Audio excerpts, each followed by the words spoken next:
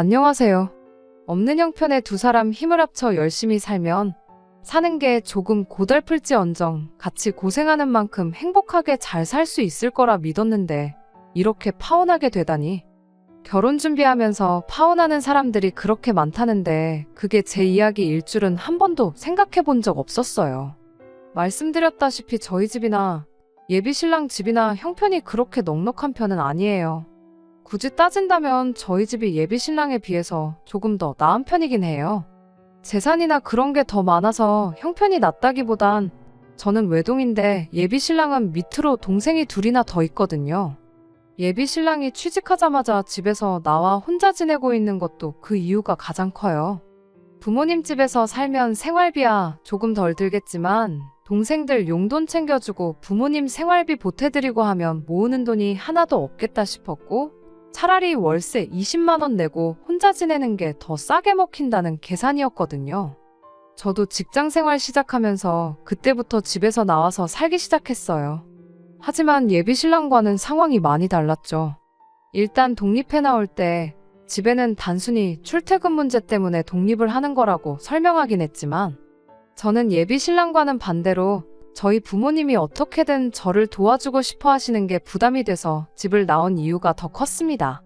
제가 직장이 생긴 만큼 부모님을 도와드려도 모자랄 판국에 괜히 저 때문에 안 먹어도 그만인 고기 반찬 끼니마다 하나씩 챙겨주시려고 하고 어떻게든 제가 월급을 받는 대로 고스란히 모을 수 있게 자꾸만 안 해도 되는 지출을 하려고 하시는 부모님이 반대로 부담이 돼서 집을 나온 이유가 더 컸어요. 20대 중후반 많지 않은 나이로 결혼을 결심하게 된 게 서로 각자 다른 이유긴 했지만 어쨌든 집에서 나와 독립된 인생을 살고 싶었던 이유도 컸습니다. 게다가 두 사람 다 집에서 나와 살고 있는데 결혼해서 한 집으로 살림을 합치면 얼마 안 되긴 하지만 한 사람분 월세나마 줄일 수 있고 결혼 전에 돈 모아서 결혼하나 결혼하고 나서 돈을 모으나 그게 그거라는 생각도 들었거든요. 결혼하고 나서 돈을 모은다면 가정이 생긴 만큼 저희들도 더 아껴 쓰게 될 테고 양가 집에서도 결혼해서 살림 꾸리고 있는 자식들에게 경제적인 지원을 쉽게 기대하지 못할 테니까. 여러모로 결혼을 하루라도 일찍 하는 게 낫다는 판단이었습니다.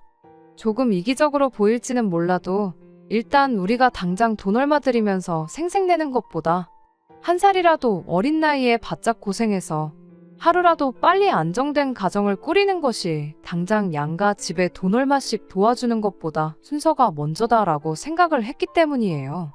그렇다 보니 결혼할 때 부모님 도움은 기대도 안 하고 있었습니다. 둘이 있는 돈 없는 돈 끌어모아 월세에 새들어 살지언정 부모님 도움 없이 두 사람 힘만으로 한번 잘 살아보자고 결혼을 준비하고 있었죠. 결혼을 이른 나이에 하기로 한 만큼 저희 주머니 사정이 넉넉한 편은 아니었습니다. 제가 모아놓은 돈이 2천에 일할 때 필요해서 구매한 중고차 한 대가 전부였어요.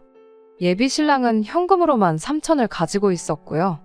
그래도 이쪽 지역이 10평대 오래된 아파트를 전세로 잘 구하면 1억 정도면 들어갈 수 있는 그런 지역이다 보니 둘이서 합쳐 5천이 그렇게 쪼들린다는 느낌은 없었습니다. 대출 5천 받아서 이자 내는 거나 한 사람분 월세 내는 거나 거기서 거기니까 그렇게 월세 낸다는 심정으로 차곡차곡 돈을 모아서 조금씩 집을 넓혀나가면 된다고 생각했어요. 우리 부모님 세대가 그랬던 것처럼 한번 맨 땅에 헤딩 한번 해볼 생각이었습니다. 꿈도 그렇게 큰 편도 아니었어요. 월급 모아서 살 수 있는 집이 요즘 세상에 한계가 있잖아요. 그냥 나중에 아이 둘 낳고 내 가족이서 부족함 없이 살만한 그런 적당한 아파트 구하고 나면 그때부터는 돈 욕심 그만 부리고 그때부터 우리 두 사람 인생도 즐기고 아이들 키우면서 화목한 가정도 이루며 동시에 가족들도 챙기고 그럴 생각이었습니다. 결혼 날짜를 비수기로 잡으면 또 생각보다 많이 아낄 수 있었다 보니 결혼식 날짜 잡는 것도 서두를 게 없었죠. 그렇게 어떻게든 결혼 비용도 한 푼이나마 더 아낄 생각하면서 이리저리 백방으로 알아보면서 한참 결혼 준비를 하고 있었어요. 그렇게 한참 결혼 준비하면서 열심히 인생을 살아가던 중 어느 날 예비 시어머니하고 한번 같이 식사 자리를 갖게 된 적이 있었습니다. 예비 신랑도 그간 바빴던 건지 예비 시댁에 한 달 반, 거의 2달 가까이 발길을 못했던 것 같아 보였어요. 예비 시어머니가 예비 신랑한테 먼저 얼굴 까먹겠다는 말을 꺼내셨고, 예비 신랑도 예비 시어머니한테 요즘 통 바빠서 시간이 나질 않는다며 그간 어떻게 지내셨냐 안부 인사를 물었습니다. 그리고 그 질문에 예비 시어머니가 툭 던지듯 말 한마디를 꺼냈습니다. 이 모든 일의 시작이나 마찬가지인 말이었죠. 니들 결혼한다고 요즘 집 알아보러 다니느라 아주 피곤해 죽겠다고 그런 말을 꺼내왔으니까요. 생각도 못한 말에 저희 둘 다 깜짝 놀랐죠. 집안 형편 힘들다고 땡전 한 푼 받을 생각도 없었는데 난데없이 집을 알아보고 계신다니까 말이에요. 안 그래도 그때쯤 저희가 신혼집 하면 좋겠다고 이래저래 알아보던 아파트가 하나 있었는데 알아볼 필요도 없이 그 집을 해주시면 안 되겠냐 말할까 말까 엄청 고민을 했어요. 왜냐하면 예비 신랑이랑 제가 다니는 회사가 서로 위치가 다르다 보니까 신혼집을 구하는 데 있어서 위치가 중요한 고려사항 중 하나였거든요. 물론 제가 차가 있는 만큼 신혼집 위치가 어디든 간에 조금 유리한 편이기는 했지만 그래도 일할 때도 하루 종일 운전해서 다니는데 출퇴근 거리라도 조금 가까웠으면 싶은 욕심이 있었거든요. 그런데 예비 시어머니는 그런 부분은 하나도 모르는 상황일 테니까 집을 어디에 구해야 하는지는 생각도 못하고 계실 거 아니겠어요? 그래도 일단은 입 꾹 닫고 가만히 있었죠. 그런 거에 대해서 이야기를 꺼낸다면 그건 제가 아니라 아들인 예비 신랑이 물어보는 게 맞다고 생각했거든요. 하지만 예비 신랑은 그날 우리 신혼집에 대한 이야기를 꺼내지 않았어요. 그날 그 자리에서 집에 대한 이야기는 예비 시어머니가 집을 알아보느라 바쁘다고 꺼낸 그 말 한마디가 전부였지요. 그날 식사 마치고 집에 돌아가는 길에 예비 신랑한테 단도직입적으로 물어봤어요. 이왕 집을 해주신다는 거 우리가 알아보고 있는 그쪽 동네로 알아봐 주시면 안 되냐고 말씀드리는 게 어떻겠냐고요. 그런데 예비 신랑이 그건 좀 그렇다며 한 발 빼더군요. 예비 시어머니 예산이 얼마인지도 모르는데 너무 우리 요구사항을 먼저 말하는 게 좋아 보이지는 않는다면서요. 먼저 어머니가 집을 알아봐 오시면 그때 우리한테 해주려는 예산이 얼마나 되는지 그런 게 대충 감이 오지 않겠냐고. 우리 모아놓은 돈도 있고 대출도 받을 계획인데 그런 거 다 감안해서 예비 시어머니가 우리한테 해주려는 돈이 대략 얼마인지 감을 잡고 그때 가서 말을 꺼내도 늦지 않다는 거예요. 그때는 남자친구 말이 충분히 합리적이라고 생각해서 그렇게 하기로 했습니다. 뭐 저라고 당장 2천만 원 가진 게 전부인데 거기다 대고 감이 좋다 배가 좋다 하는 것보다 나중에 결혼했을 때 시어머니와의 관계나 그런 것까지 생각해보면 일단 당장 내 의견을 고집하지 않는 게 좋다는 생각이었거든요. 그리고 저는 그 길로 부모님 댁에 들러서 이 이야기를 전했어요.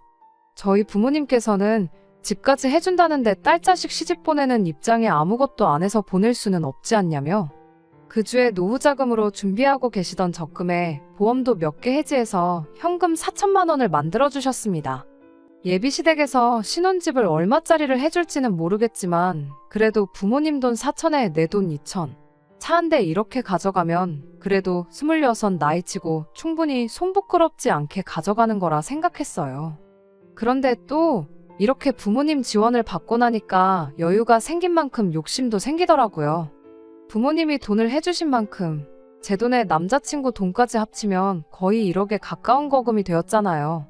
예비 시어머니가 집을 해준다고 한다 치면 암만 그래도 30평대 아파트를 턱하니 해줄 형편이 안 되는 거 뻔히 아는데 해주셔봐야 저랑 예비 신랑이 알아봤던 그 10평대 아파트 정도 해주시는 게 최대일 테고 그 10평 남짓한 집에 신혼살림으로 1억을 채우는 게 사실상 말도 안 되는 일이잖아요.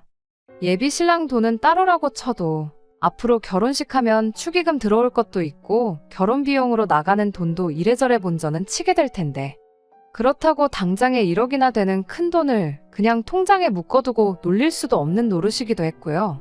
그래서 그냥 예비 시어머니가 집을 알아봐 줄 때까지 기다리는 게 아니라 아싸리 예비 시댁에서 집으로 해주려던 돈에 우리 돈까지 전부 합쳐가지고 이참에 그냥 대출도 하나 받지 않고 적당한 아파트 하나를 매매하면 좋겠다 싶었습니다.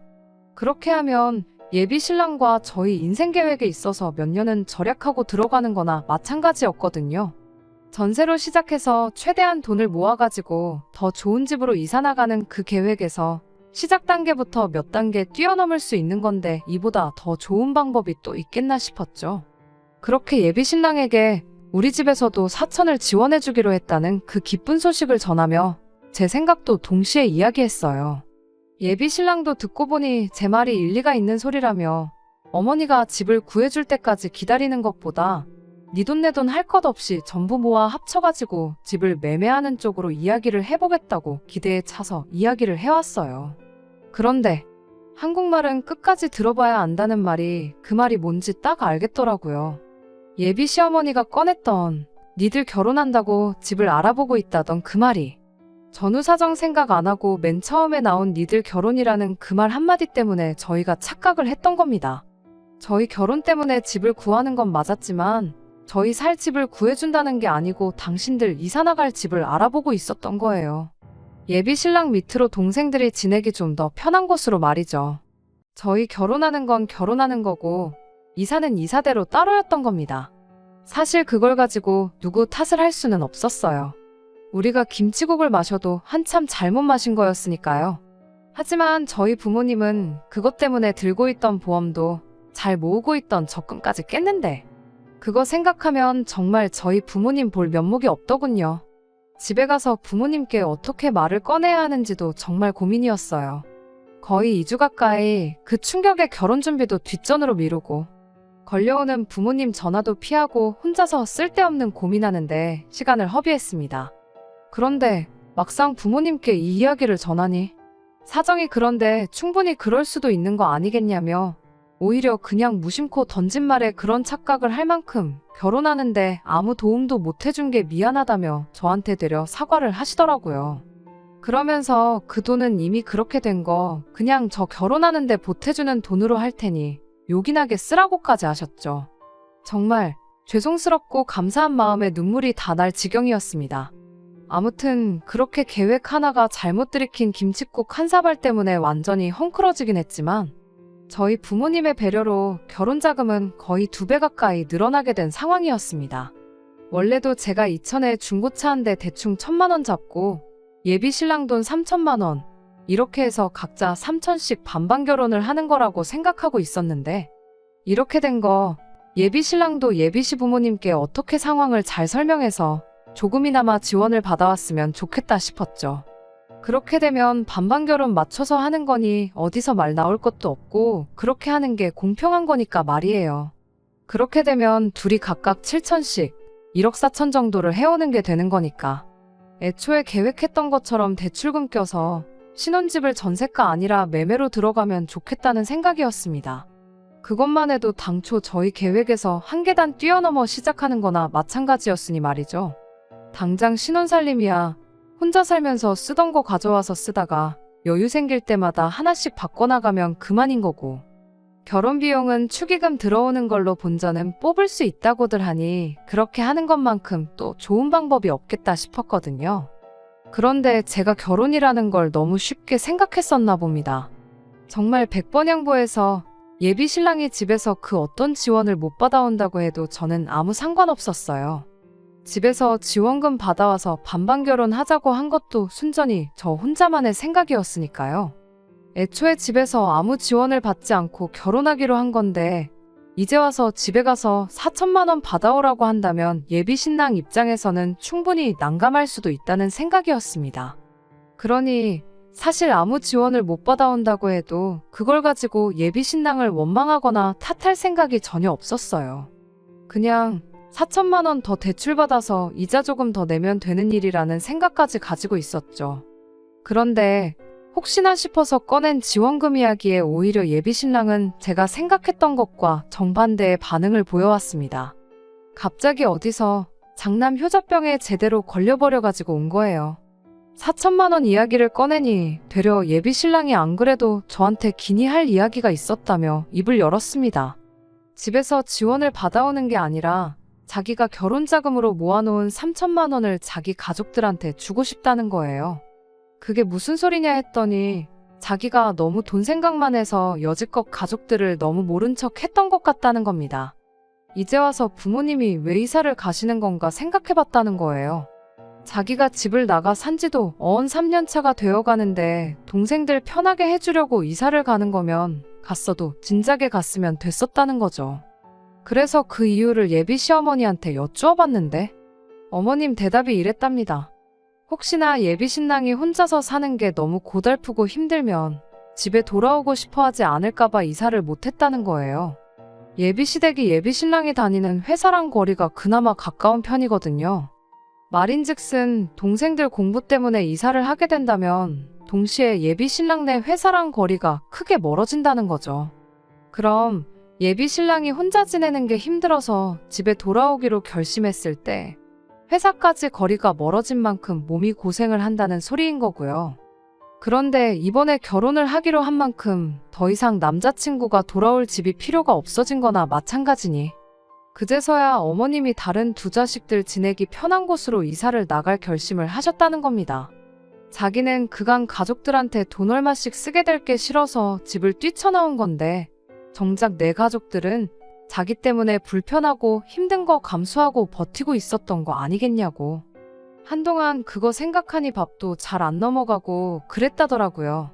그러다 제가 부모님께 예비 시어머니가 알아보고 있다던 집이 우리 신혼집이 아니라 새로 이사갈 집이라던 말을 어떻게 꺼내야 하나 고민하던 그 사이에 예비 신랑은 어머님을 따라서 가족들과 새로 이사가기로 했다는 집을 따라다녀왔다는 겁니다.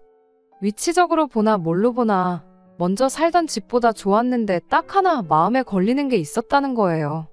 그 집에 먼저 살던 사람이 아파트가 지어졌을 때부터 여지껏 쭉 그 집에서 살았답니다. 어르신분이라 집이 썩어가는데도 아랑곳하지 않고 집 한 번 안 고치고 쭉 말이에요. 그래서 집골이 아주 말이 아니었다는 겁니다. 벽지 여기저기 가구가 놓여있던 자리 뒤쪽으로 곰팡이가 쓸어있고 샤시도 녹이 슬어서 썩어있다고 해도 무방할 정도로 말이에요. 그래서 생각한 게 얼마 못 모아놓은 자기 돈이나마 가족들한테 전부 주고 싶다는 겁니다. 그 돈으로 집 고쳐서 살라고 말이에요. 곰팡이 쓸어있는 부분은 벽지로 새로 덮는다고 나아지는 게 아니라더라고. 그게 또 건강에도 그렇게 안 좋다지 않냐면서 결혼하면서 마지막으로 가족들한테 큰 거 선물 하나 해주고 싶다는데 마음이야 이해가 가지만 어이가 없었어요. 우리가 일찍 결혼하기로 정했던 게 그만큼 빨리 가정을 꾸려서 우리 삶의 안정도 찾고 그걸 기반으로 가족들도 도와주기로 했고 그런 거잖아요. 그러니까 말인즉슨 마지막으로 도와주자는 게 아니라 시작부터 있는 돈 다 퍼주고 시작하겠다는 소리나 마찬가지였죠. 여지껏 가족들한테 땡전 한 푼 주기 싫다고 독립해 나와서 살았으면서 이제 와서 그게 후회된다고 얼마 안 되는 돈이나마 전 재산을 퍼주겠다고 하니 어이가 없었죠. 예비 신랑한테 나라고 우리 부모님 안 도와주고 싶겠냐고. 일단 우리가 먼저 자리를 잡는 게 우선이고 도와드리는 건 그 다음이 되는 거 알고 있지 않느냐고 했더니 그 말에 한다는 소리가 글쎄. 제가 부모님한테 받아온 돈 4천을 안 쓰고 돌려드리면 똑같아지는 거 아니냐입니다. 그게 무슨 어린 반푼어치도 없는 소리냐 했죠. 그랬더니 예비 신랑이 이해가 안 되냐면서 그 돈을 돌려드리면 저희 부모님한테는 여유자금이 4천이나 생기는 거 아니냐고. 자기가 가족들한테 자기 돈 해주는 거랑 따지고 보면 똑같은 거 아니냐는 거예요. 어이가 없어서 너는 계산을 할 줄 모르는 거냐 아니면 네 편한 대로 계산을 하고 있는 거냐 한마디 따졌습니다. 애초에 없던 돈이 생긴 건데 나는 0이 되는 거고 너는 마이너스가 되는 건데 그게 어떻게 똑같을 수가 있냐고 계산 똑바로 하고 떠들라고 했죠. 멍청이가 아니고서야 계산을 그렇게 할 리가 없을 텐데 예비 신랑도 그걸 상정 못했다고 생각하지는 않습니다. 그냥 이제 와서 가족들한테 어떻게 퍼주고 싶으니 말도 안 되는 억지를 부리는 거라고 생각했어요. 아니나 다를까 예비 신랑이 입에 거품을 물면서 저한테 따지고 들더라고요. 어차피 그 돈 없이도 하기로 했던 결혼인데 이제 와서 그게 뭐가 중요하냐고요. 세상에 돈 3천씩 들고 결혼하는 사람들이 어디 있냐고. 자기 3천이 있으나 없으나 그렇게 큰 차이는 없다는 겁니다. 당초 계획이 전세대출 받아서 1억짜리 집에 들어갈 계획 아니었냐고. 5천을 대출받나 1억을 대출받나 이자 내는 거 계산해보면 그렇게 큰 차이가 나는 것도 아니랍니다. 그러니 정 모하면 부모님 돈도 돌려드리고 저도 제 모은 돈까지 부모님한테 드리라고. 그리고 아예 돈방원으로 한번 시작해보자면서 끝까지 자기 돈은 가족들을 위해 써야만 하겠다네요. 이날이 때껏 가족들한테 땡전 한 푼 해주는 게 아깝다고, 혼자 지내는 월세에 생활비까지 부담해가며 혼자 쓰고 싶은 대로 펑펑 쓸 때는 언제고, 이제 와서 갑자기 장남 효자병이 걸려서 가족들한테 퍼주지 못해 안달이냐고. 그렇게 가족들 생각에 눈물이 앞을 가리면 그냥 맨몸으로 결혼하는 게 아니고 지금부터라도 가족들 뒷바라지 하면서 살라고 결혼도 없었던 일로 하자고 한마디 해줬습니다. 그런 제 말에 예비 신랑은 눈 하나 깜짝 안 하고 그러자고 되려 큰 소리를 치더군요. 결혼 준비만 거의 반년을 넘게 하고 있었는데 그 기간이 무색하게 파혼하고 끝내버리는데 단 하루밖에 걸리지 않았습니다. 처음에는 진짜 파혼하게 된 건가 싶고, 연애 시작했을 때부터 결혼 준비하던 때까지 일들이 다 거짓말 같고 믿을 수가 없었는데 며칠 지나지 않아서 그런 마음은 사라지고 오히려 속이 후련해지더라고요. 시작부터 이 모양인데 앞으로 봐야 할 더러운 꼴 생각해보면 차라리 이렇게 된 게 나중 가서 같은 이유로 이혼하는 것보다 100번 나은 게 아닌가 싶었거든요. 그런데 그렇게 일주일 지나서 예비 신랑이 저희 집까지 찾아와 저한테 싹싹 빌기 시작했어요. 집단에는 연애하면서 몇 번 말다툼 했던 거랑 똑같은 거라 생각했나 봐요. 그런데 며칠이 지나도 제가 연락도 다 무시하고 그러고 있으니 사태의 심각성을 그제서야 깨달았는가 보더라고요. 그날 사과를 했어도 모자랄 판에 이젠 파혼으로 협박까지 하려는 사람인 걸 알았는데 이런 사람과 결혼할 이유가 하나도 없다 싶었어요. 그렇게 예비 신랑한테 구질구질하게 집까지 찾아오지 말라고 가서 가족들 뒷바라지나 실컷 해주라고 속 시원하게 한마디 해주고 얼굴에 소금까지 뿌려줬어요. 재수 온 붙는다고 얼른 꺼지라고요. 26 나이로 부모님 신세지기 싫다고, 걱정 끼쳐드리기 싫다고 뭐 하나 가진 거 없는 상태에서 결혼하려고 했던 게 참 후회가 됩니다. 오히려 그것 때문에 부모님이 제 걱정만 실컷 하게 만든 격이니 말이에요. 옛날이면 진작에 결혼해서 벌써 애도 있을 나이긴 하지만 지금은 그렇게 많은 나이도 아니잖아요. 어린 나이로 이혼녀 딱지 달고 사는 것보다야 이렇게 파혼해서 인생의 두 번째 기회를 얻은 게 오히려 다행이다 싶습니다. 늦은 나이도 아닌데 천천히 제 능력 쌓아가고 좀 더 준비해서 그 인간보다 좀 더 제대로 된 동반자를 찾으려고요. 예비 신랑은 끝내 자존심 지키려고 했던 건지 여태 모은 돈으로 끝내 가족들 새로 이사간 집 리모델링을 해줬는가 보더라고요. 아들이 파혼까지 해가며 고쳐준 집인데 아무쪼록 가족들이 알콩달콩 그 집에서 행복하게 지냈으면 좋겠습니다. 끝까지 들어주셔서 감사합니다. 오늘의 사연은 여기까지입니다. 구독과 좋아요, 알람 설정 부탁드리고 더 좋은 사연으로 다시 찾아뵙겠습니다. 감사합니다.